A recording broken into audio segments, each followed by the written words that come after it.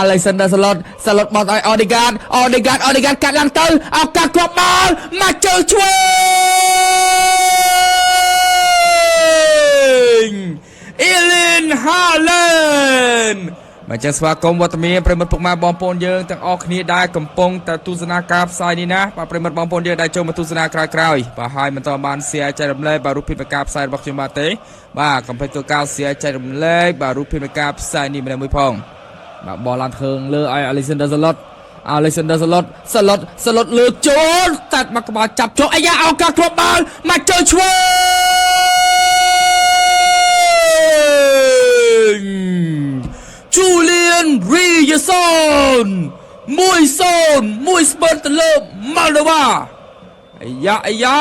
មកគ្រាប់បាត់ហើយប្រិមិត្តបច្ច័យពេល4នាទីជាង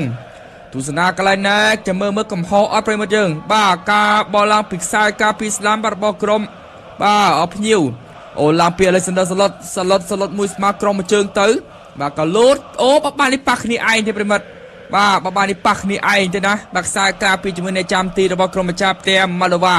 បាទប៉ះតង្កេតគ្នាឯងទេដែលបានបង្កើតការឲ្យបាទ Julian Reguilón បាក់ខ្សែការពីលេខ14របស់ក្រុមភ្ញៀវ Norway បាទសុទ្ធយកមកគ្រាប់នាំមុខមុនតែម្ដងសំខាន់ការឆ្កឹះតម្លាក់ណាបាទពីសំណាក់បាទ Thelo បាទ Asgard បាទស្អាតមែនតើប្រិមិត្តហើយបាទទៅឲ្យជើងរបស់បាទ Julian Reguilón បាទបោះខ្លាយទៅឲ្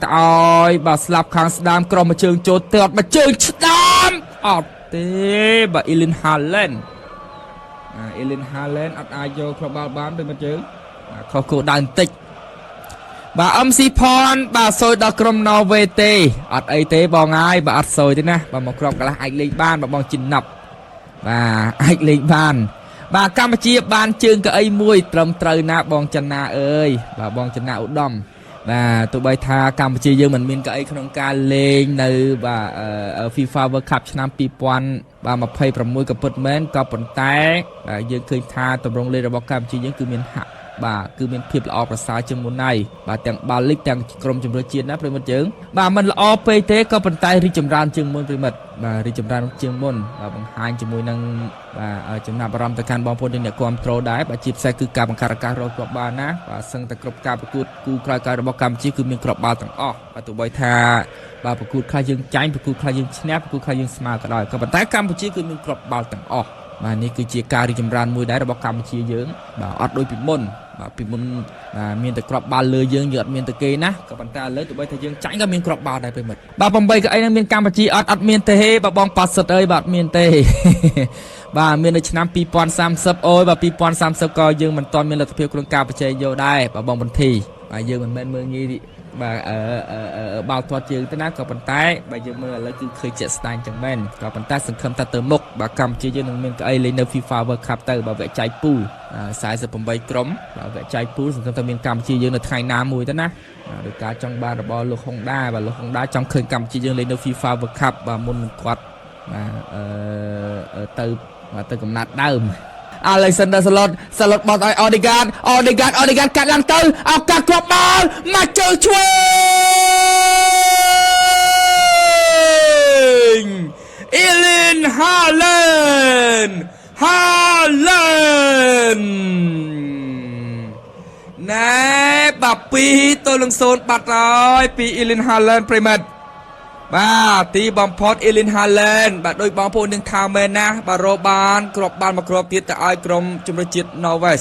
ទស្សនាកន្លែងនៃការកាត់ទៅពី Chelderop បាទសុទ្ធមកជើងឆ្វេងពីបាទ Erling Haaland ធ្វើឲ្យអ្នកចាំទីបាទKalidnik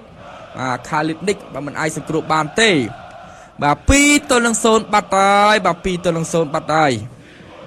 បាទរុញចាក់ទៅឲ្យបាទ Julian Reguilón លើកចូលប្រអប់គ្រោះថ្នាក់ Erling Haaland អត់ទេបាទផ្ទះបានមុនបាទក៏ប៉ុន្តែមកគ្រាប់កន្លះបានមកគ្រាប់ទៀតកាន់តែអែមបាទកាន់តែមានទំនុកចិត្តណាស់បងបាទសុំមកជើងអាយ៉ាបានសម្រេចហើយ3-0ពីក្រុមជម្រើសជាតិ Norway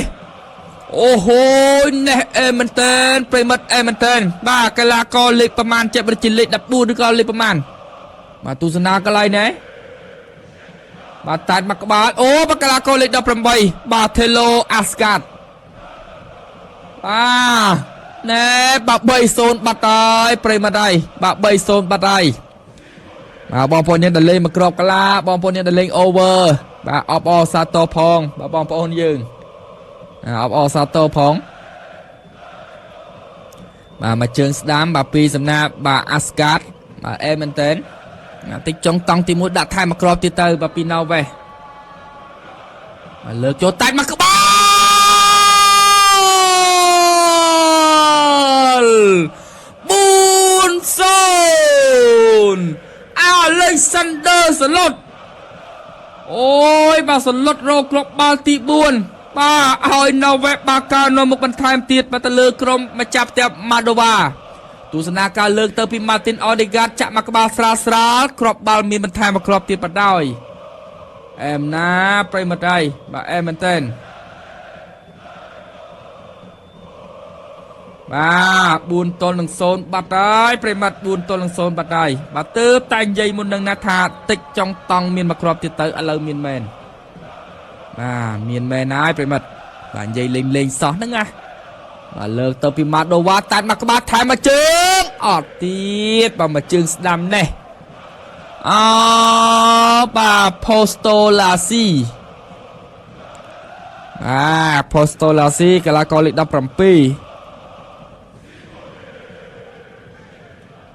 កីឡាករលេខ17មិនអាចយកក្របបាល់បានទេប្រិមត្តអីឡាស៊ីអូនីឡាស៊ីបោះតុបមួយសិនមកជើងឆ្វេងអត់ទៀតហើយបើក្របបាល់របស់ក្រុមម្ចាស់ផ្ទះបាទក្របបាល់ទី5មកជើងឆ្វេង5-0 បាត់ហើយទីបំផុតគ្រាប់បាល់ទី5កិច្ចមិនផុតទេប្រិមិត្តបាទកិច្ចមិនផុតទេបាទកីឡាករបាទ Jen Peter បាទហៅគេណែបាទហៅគេសុំមកជើងនេះស្អាតណាស់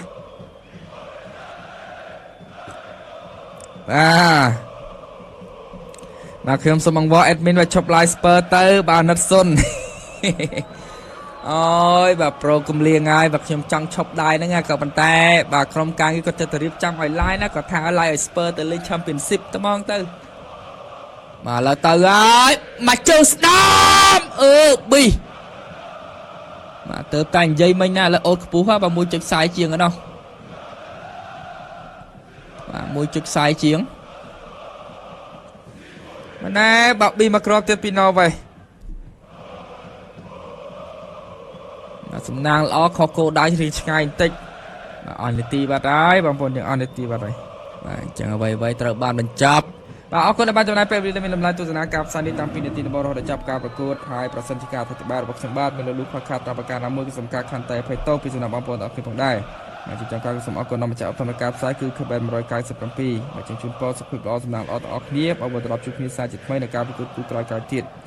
ពីខ្ញុំបាទ MC Phone រួមជាមួយក្រុមការងារ K Sport សូមអរគុណនិងសូមគោរពលាបាយបាយ